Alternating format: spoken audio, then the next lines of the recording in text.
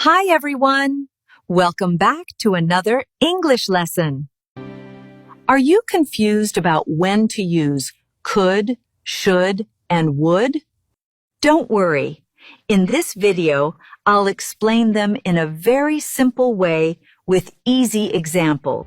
Watch until the end and you'll be able to use these 3 words confidently. So let's get started. First, we will talk about the use of could. We use could in 3 main situations. Number 1, past ability. Number 2, possibility. Number 3, polite request.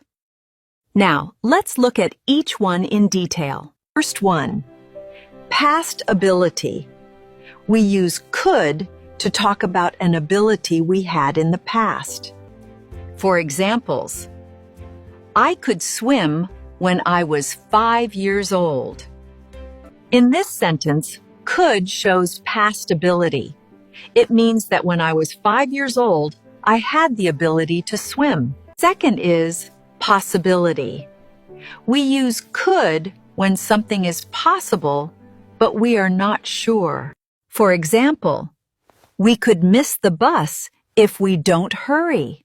Here, could shows possibility. It means that missing the bus is possible if we are slow. Another example is, it could rain this evening. Here, could shows possibility. It means there is a chance of rain this evening, but it is not certain. We also use could to make polite requests.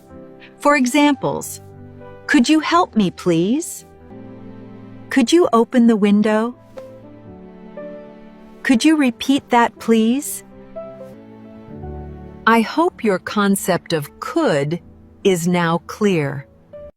If you enjoyed this video, don't forget to like, comment, and subscribe to the channel. Stay tuned for the next lesson where we'll learn how to use would and should. Thanks for watching. See you in the next video. Bye.